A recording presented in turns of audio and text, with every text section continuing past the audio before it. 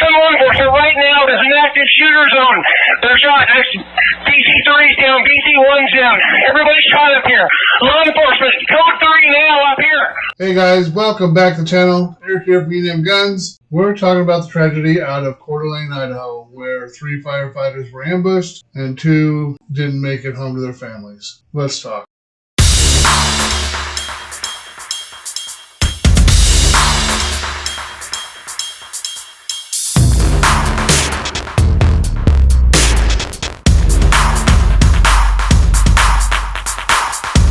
So our first responders aren't doing it for the money.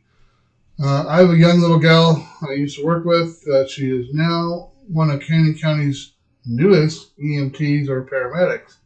And I can tell you, she's starting out about $5 or $6 lower than what she was making working with me.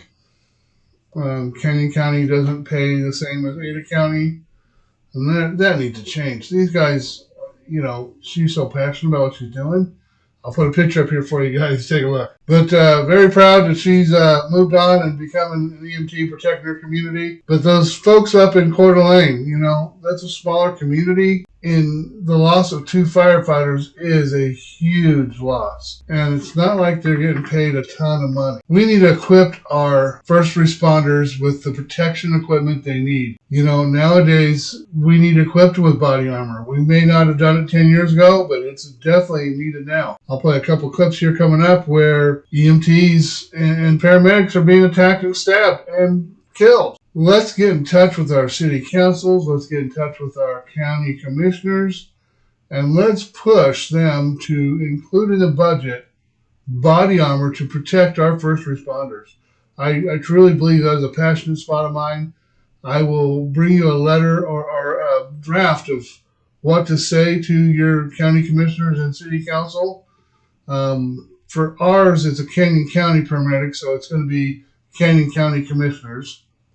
And try to drive some support for our first responders. I encourage you to do this in your hometown as well. An EMT in Manhattan is recovering today after being stabbed several times by a patient inside her ambulance. It happened last night. Breaking news tonight, the Kansas City Fire Department is mourning the loss of one of their own. 29-year-old Graham Hoffman died. So if they do any type of fundraising for these families that lost their loved ones at that terrible ambush there in Coeur d'Alene, I will include the link in this. In the meantime, let's continue pushing city council and county commissioner to protect our first responders. It is so important, guys. Like I said, they're not doing this for the money. They're doing this for the passion. Like the young gal I worked with. Definitely passionate about being an EMT. Look forward to each shift. At that point, she was just a volunteer getting her clinicals in. So let's protect those people. Let's keep those families, and let's keep our first responders in our prayers, including police. You guys have a blessed week. Love you. Peace out. The senator from Idaho is recognized. Thank you, Mr. President. I ask unanimous consent that Senator Risch and I be permitted to speak for up to 1 minute each regarding the recent tragedy in our state. Without objection. Thank you, Mr. President. The Senate has important work to accomplish today to prevent a more than $4 trillion tax hike on American workers and families, and we will accomplish that goal. However, while business continues here, life for the North Idaho community of Coeur d'Alene remains at a very painful standstill as we mourn the horrific loss of 2 firefighters.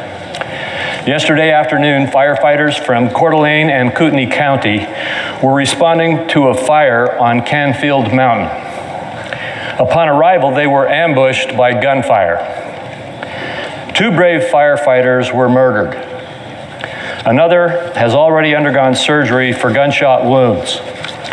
As we continue our work today, I ask my colleagues to join me in sending your prayers for that firefighter's full recovery, for the deceased victims, for their families, and for the entire North Idaho community grieving this heinous act. Senator Risch. Thank you.